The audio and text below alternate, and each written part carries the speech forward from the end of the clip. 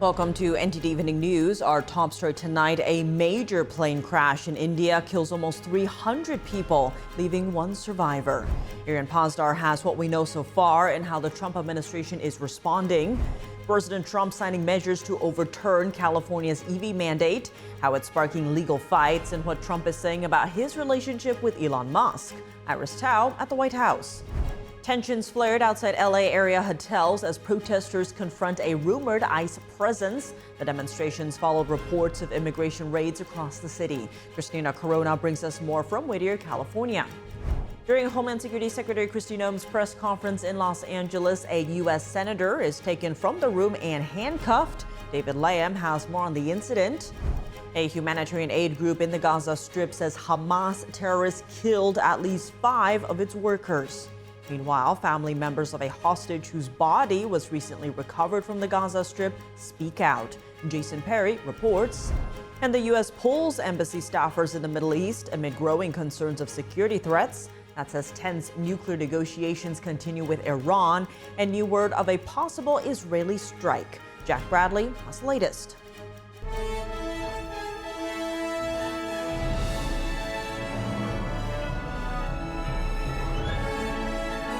This is NTD Evening News, live from our global headquarters in New York City.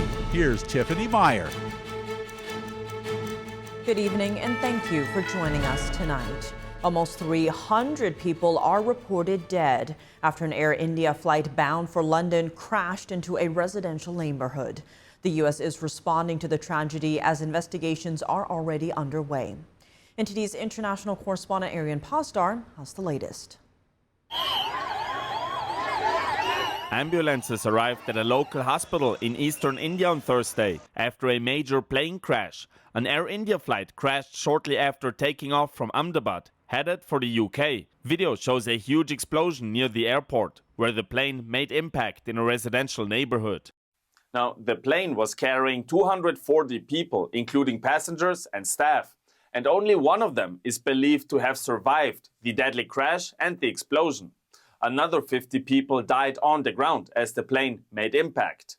Among them are medical students who were staying at a college hostel. Footage shows the crowded area where the plane crashed. Parts of the aircraft are still sticking out of one of the buildings. An Indian minister visited the lone survivor of the crash at the hospital on Thursday. On the plane, he had been sitting next to his brother, who unfortunately died.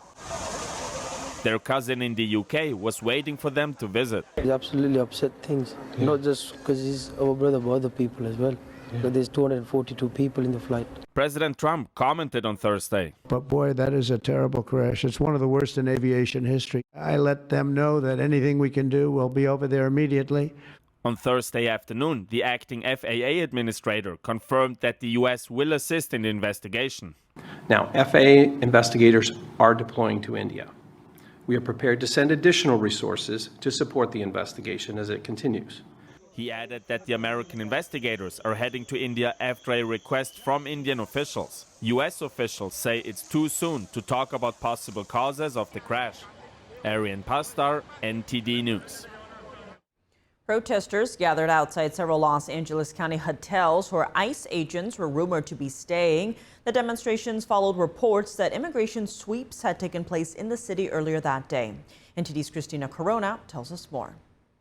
We're here in the city of Whittier, where protesters gathered outside the DoubleTree Hotel Wednesday night after rumors spread that ICE agents were staying here. Now, this is one of several hotels across LA County where demonstrators showed up in response.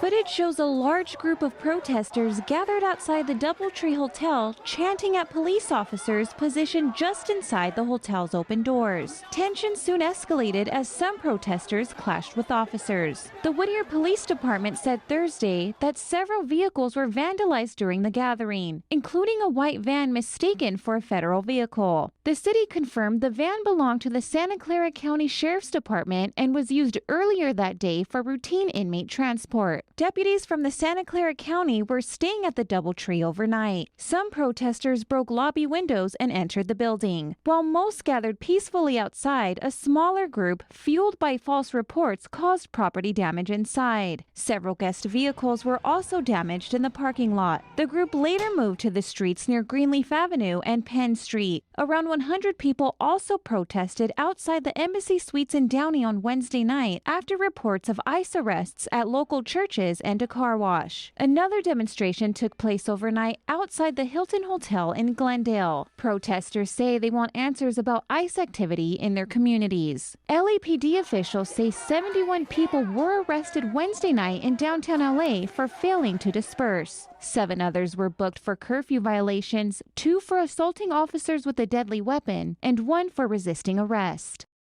Hotel staff have not confirmed whether ICE agents were staying at any of the locations, and so far there have been no reports of injuries related to the protests. Reporting from the city of Whittier, Christina Corona, NTD News. President Trump moving today to block California's ban on gas-powered vehicles. He also reveals what Elon Musk said to him about his efforts to slash EV credits. NTD's White House correspondent Iris Tao has more. Today, we're saving California and we're saving our entire country from a disaster. Your cars are going to be thousands of dollars less money. And President Trump on Thursday signing resolutions to overturn California's rules that would have phased out gasoline-only cars by 2035. Trump says such mandates to push for EVs will ship all the jobs to China. Now they want you to take electricity and fire up all these cars, but we're not going to let that happen. Meanwhile, all of the auto jobs would be shipped to China. When signed by the president, joint resolutions revoking federal rules have the force of law and are not subject to judicial review. Signed 3 pieces of legislation that will kill the California mandates forever, and they're never coming back. That said, Trump's move is drawing immediate legal challenges. And California on Thursday filed a 26th lawsuit against the Trump administration, this time arguing that the president is trying to illegally interfere with California's clean air standards. It comes amid rising tensions between the White House and the Golden State over protests in Los Angeles. ICE intervened as a pretext to federalize the National Guard. If I didn't bring the military in, Los Angeles would be burning down right now. And on EV, President Trump also reviewed his conversation with Elon Musk over EV incentives. He says Musk chose to support him despite knowing clearly his plans to slash EV credits and never asked him to preserve them. I'm abolishing the EV mandate.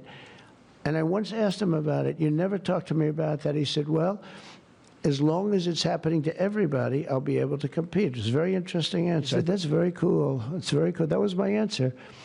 After that, he got a little bit strange, but I don't know why. Trump and Musk had a public feud over the big, beautiful bill, which would slash EV credits. But the relationship shows signs of warming as Musk acknowledges he went too far. I like Tesla. And while 10 other states are now following California's lead to sue the Trump administration, the oil and auto industries are cheering, saying that President Trump's move on Thursday would expand customer choice and ease emission standards. Reporting from the White House, Iris Tao, NTD News.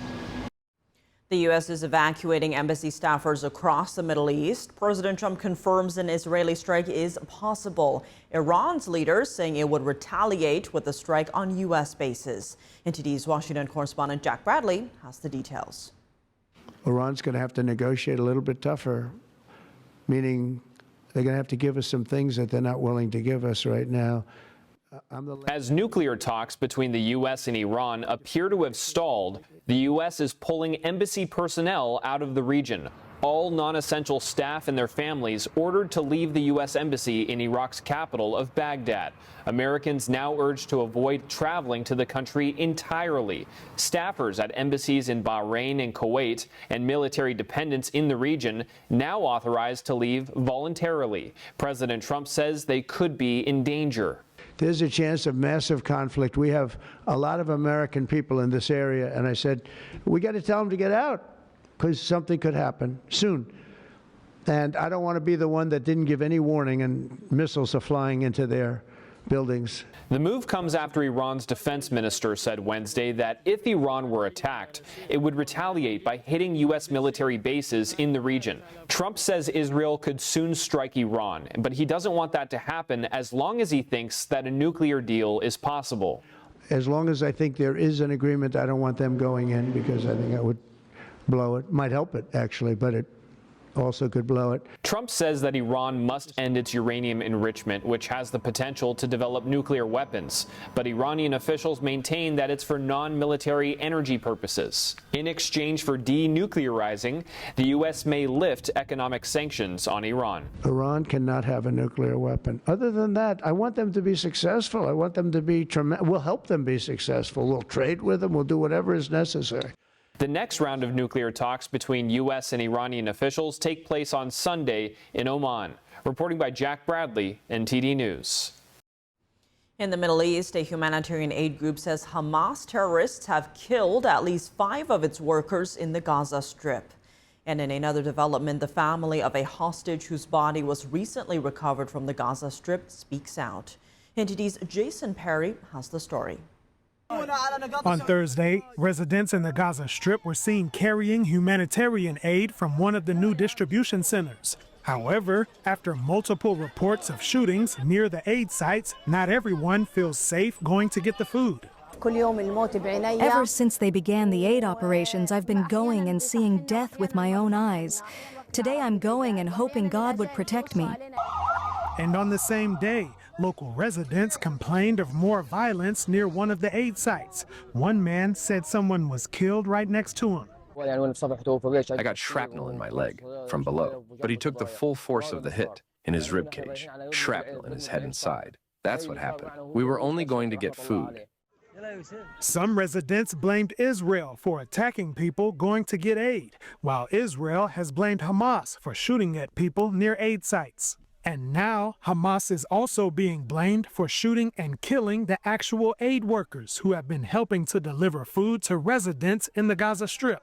On Wednesday night, the head of the Gaza Humanitarian Foundation, or GHF, said in a post on X that a bus carrying more than 24 members of the GHF team, who are local residents, were brutally attacked by Hamas. He said at least 5 people were killed, multiple people were injured, and some may have been taken hostage. And on Thursday, Israeli forces also reported detaining Hamas terrorists in Syria during a nighttime operation. They said the terrorists were transported to Israeli territory for interrogation. And in another development, the family of deceased Israeli hostage Yair Yaakov spoke to reporters after his body was recovered from the Gaza Strip. He always taught us to appreciate what we have, to smile, to be happy, and to try to be content even when it's hard. 53 abductees who are still languishing in Gaza. I think of them every moment. I pray for their safety and wish with my heart that they will all return home. Another family in Nepal is also hoping for the return of their loved one, a Nepali student who was taken hostage by Hamas on October 7th. My mom and dad are always looking at the news about the release of hostages and developments in Israel, hoping that we would finally get the good news about the release of my brother. Israeli forces have recovered the bodies of 5 hostages in the past week. Jason Perry, NTD News. The House today codifying President Trump's request to cancel funding for foreign aid and public broadcasting. The measure claws back more than $9 billion previously allotted by both chambers of Congress, which includes funding for PBS and NPR. Today's passage of this initial rescissions package marks a critical step towards a more responsible and transparent government that puts the interests of the American taxpayers first. The measure, known as a rescissions package, was approved in a 214 to 212 vote. It's part of the Department of Government Efficiency's effort to reduce federal spending and downsize the government. Just ahead of the vote, President Trump urged Republicans to get behind the package, saying it will, quote, cut the deficit and help balance our budget. The rescissions bill now heads to the Senate, where it requires a simple majority vote to pass. Coming up, the governors of New York, Illinois, and Minnesota pressed by lawmakers on the impacts of their sanctuary state policies. Luis Eduardo Martinez has the details. And the Supreme Court unanimously clears the way for a family to sue the federal government. That and more when we come back.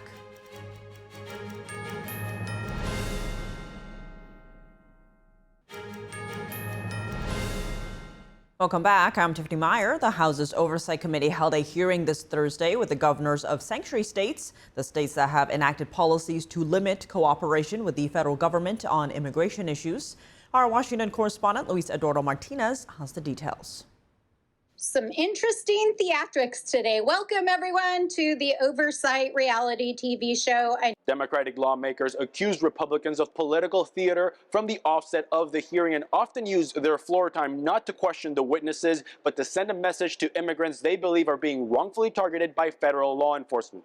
I want to say to everyone out there who is living in fear, we see you, we love you, we respect you, and we are fighting for you. Republican lawmakers, on the other hand, grilled Democratic governors on the impact of their sanctuary state policies. Do you know who Zakir Khan is? You should, as the governor of New York State. This was widely reported. He found a 15-year-old girl and he violently raped her in Albany, New York.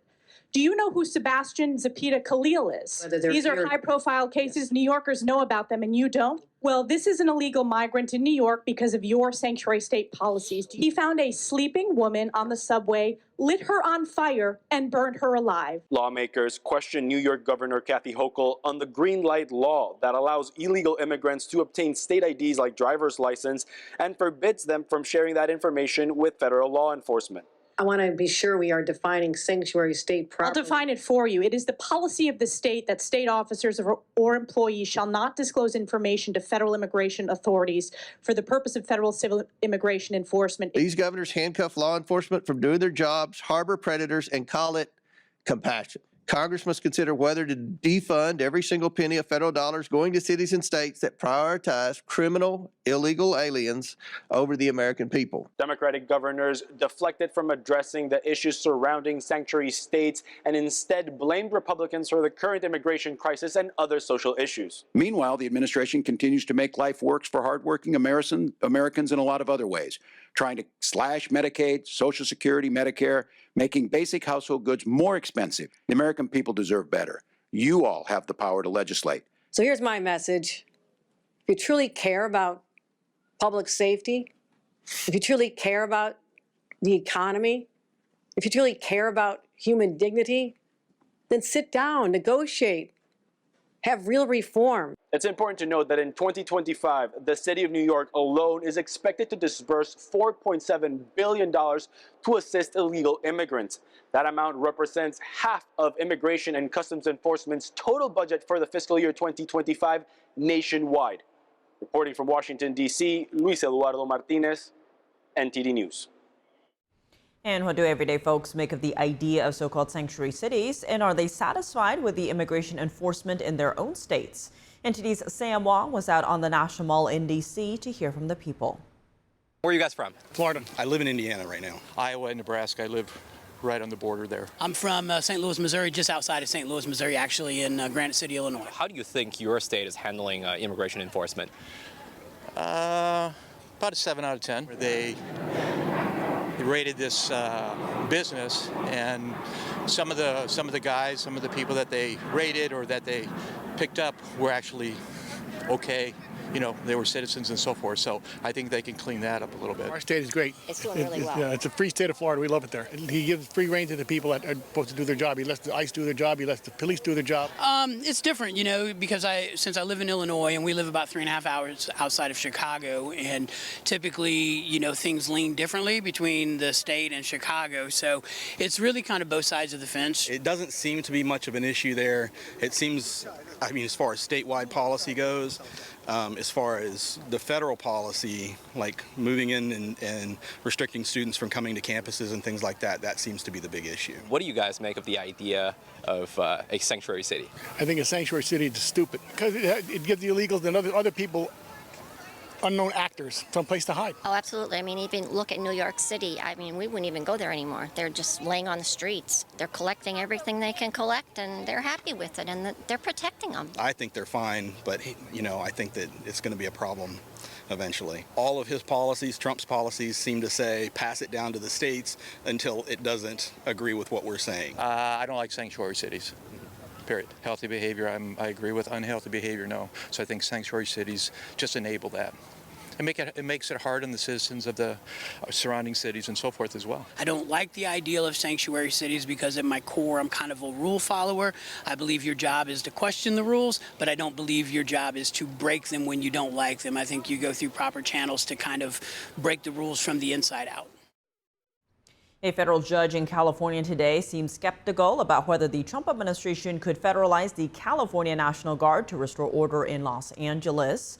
President Trump ordered the National Guard to assist after immigration protests turned violent.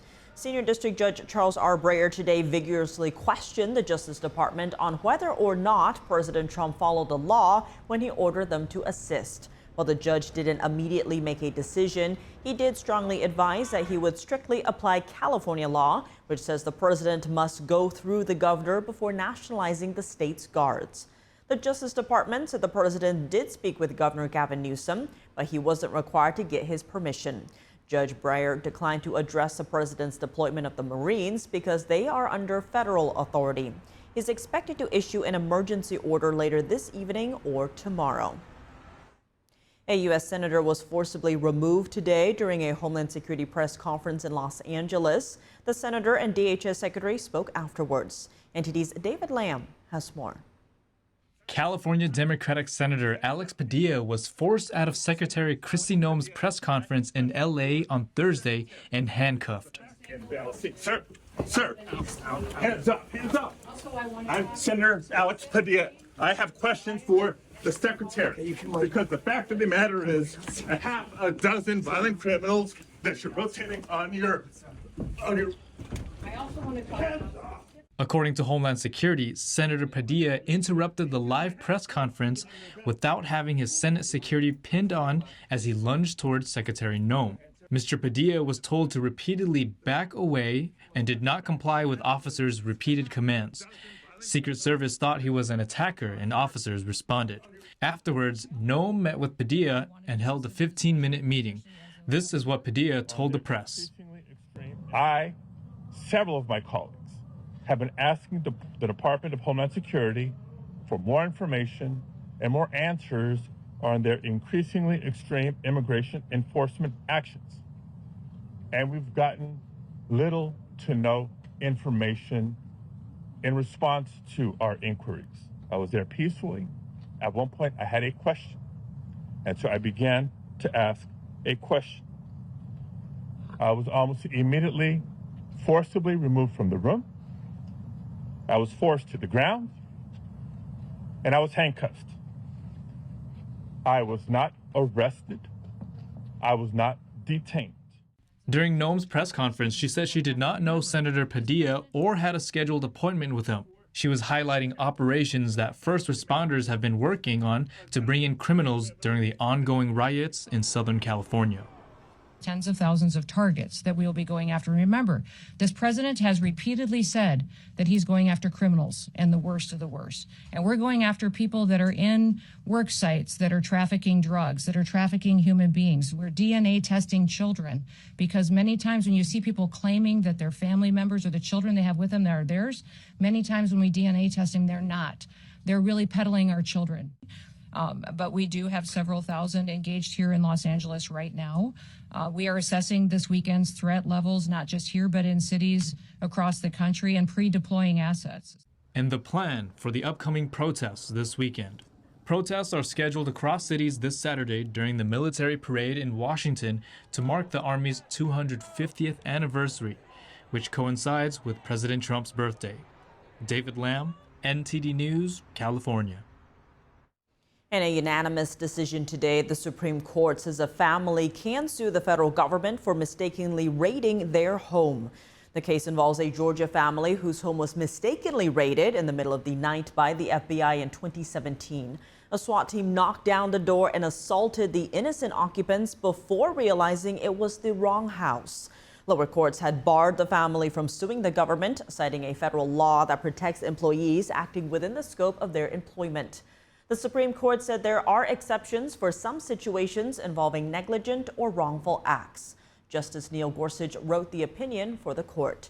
He said the exception generally makes the government liable on the same terms as a private individual would be under state law for the same conduct. Coming up, President Trump taking executive action to block California's EV rules, how changes in the Golden State impact the nation as a whole, and could a lawsuit against Trump's resolution derail those changes? An energy policy analyst and consultant joins us to discuss after the break.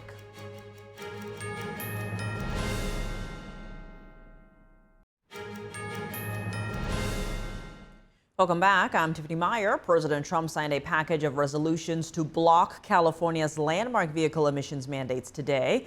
Among other things, the measures overturn California's plans to phase out the sale of new gas-only vehicles by 2035. Joining us now to discuss these developments is energy policy analyst and consultant David Blackman. He's a 40-year veteran of the oil and gas industry. David, thank you so much for joining us. Great to see you again. Now, first, how big of a deal is this resolution to block California's EV rules? Well, it's a very big deal. It reverses a set of regulations that had been enacted in California over the last 2 years that require consumers, deny them their freedom of choice in buying which car they want on a graduated basis through 2035. And by 2035, the goal was to have 100% of cars on the road in California to be electric vehicles. That was made possible by a waiver that the EPA under Joe Biden granted to California in 2023 that enabled them to implement these rules. And the Trump administration considers it a national problem because 12 other states are obligated by their own state laws to follow whatever California does when it comes to air quality regulations. So it's really a national issue, and the president moved today to try to restore freedom of choice for the consumers in California and these 12 other states. I want to dig into that because given how big the state of California is, talk to us about how changes there don't just stay in the state but impact the whole nation. Yeah, it's huge. Of course, California just by itself is a huge market. It is the biggest electric vehicle market in the United States already, and yet only 6% of the cars on the road in California today are electric vehicles. Well, their goal is to have by the end of 2026 to have 30% of their cars on the road electric vehicles. Obviously, they're already well behind the pace they would need to meet these goals. And, the 12 other states together equal another market about the size of California. And so it's a big portion of the automotive market in the United States. And because of the national scale of it, this administration has a different view on energy policy than the Biden administration did. So it's not really surprising the president took this move today. And on that note, the American Trucking Association is applauding Trump's move, saying common sense prevailed, adding this is a major step in setting realistic and achievable national emission standards. On that note, what would realistic and achievable emission standards at the national level look like? Well, we already have some very strong emission standards at the national level. And you have to have the standards set at the national level in order for these industries, the automotive industry, the trucking industry, to be able to comply with the regulations that exist. If you let every state enact their own individual air quality regulations, then you're going to have 50 different sets of regulations. And when you talk about truckers, they're carrying goods all over the country in every state, and they would be required to meet different standards every time they cross a state border.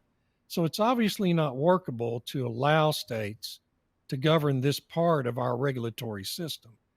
We have already, since 1980, because of the regulations we've enacted since that time, remove over 99% of the emissions from the average car's tailpipe today. And so the remaining emissions are a very small part of the overall human emissions into the atmosphere in the automotive sector. So our regulatory regime at the national level is very strong, and this administration's not really doing anything to roll those back. They're already in place, and the automotive industry can comply with them, and still, have cars remain somewhat affordable. Of course, cars are pretty expensive these days, but if you crank down those regulations, they're going to get even more expensive. And on the other hand, California and 10 states are suing the Trump administration over the resolution axing the EV rules.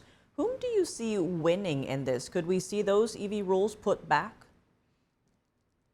It's certainly possible. These resolutions the president made were passed under the Congressional Review Act, which is a piece of legislation that enables Congress to roll back regulations. But one of the three actually rescinds that EPA waiver that had been issued in 2023. Well, the Congressional Review Act has never been used for that purpose before. And the argument the administration makes is, well, that waiver is a regulatory action, so it falls under the CRA. But the state is arguing, well, CRA has never been used for that purpose, and it's an invalid use of the law. Well, this is something the courts are going to decide. And my belief is the administration is going to prevail because the issuance of that waiver was a regulatory action by the EPA. And so, but, you never know what the courts are going to decide. So a few years from now, the Supreme Court will probably decide that issue. Well, zooming out a bit here, we are seeing rising interest in, say, nuclear energy, especially with major corporations pushing for research in AI and all the energy that needs. What are you expecting in terms of what will fuel this nation going forward? Nuclear, gas, fossil, fracking, solar? What would that mix look like? Well, in the automotive sector, it's going to be a mix. Like I said, we already have EVs are already somewhere around 5 to 7% of the cars on the road in the United States. That will continue to grow to some extent, although the market is really stalled now for electric vehicles. Consumers just aren't buying them. And you will also have fuel cell cars, come onto the market, and a certain number of people will be able to buy those. But by and large, internal combustion cars are going to continue to dominate the automotive sector. In the electricity space, you'll also have a mix. Wind and solar have grown quite a bit over the last 20 years. Solar is continuing to grow, wind not so much now. But natural gas, nuclear, and even coal plants are going to remain active and remain a part of our energy mix. And the challenge becomes, how do you take even more of those emissions out of those coal and natural gas plants to continue cleaning up the air here in the United States and meeting our remaining emissions goals? And, we have very smart people working on those issues. And despite everything happening in the political world, these very smart scientists continue to find ways to do that. Well, David Blackman, as always, thank you so much for joining us. Thank you.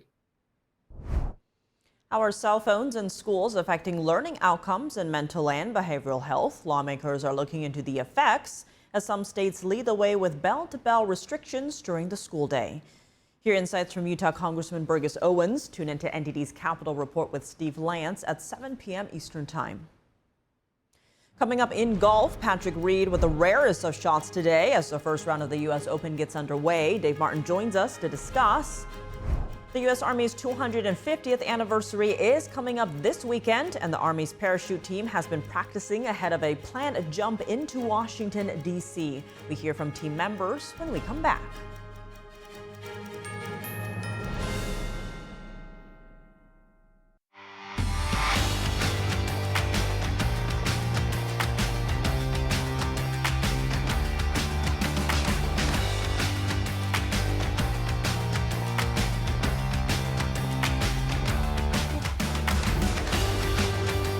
For your sports news, we're joined by NTD's Dave Martin. Dave, plenty going on right now, but let's start in the NBA as the Pacers beat the Thunder last night to take a 2-1 lead. What do you make of the underdog Pacers being ahead in this series? Yeah, I mean, I'm somewhat surprised, of course. I mean, I, like most everyone, picked the Thunder to win this series and win the title. Of course, they were the best team in the regular season, actually one of the best regular seasons in history, both by wins and losses and by scoring margins. And it's not over, of course. They can still win Game 4, and they've got home court advantage back to them. But yeah, right now they are trailing 2-1.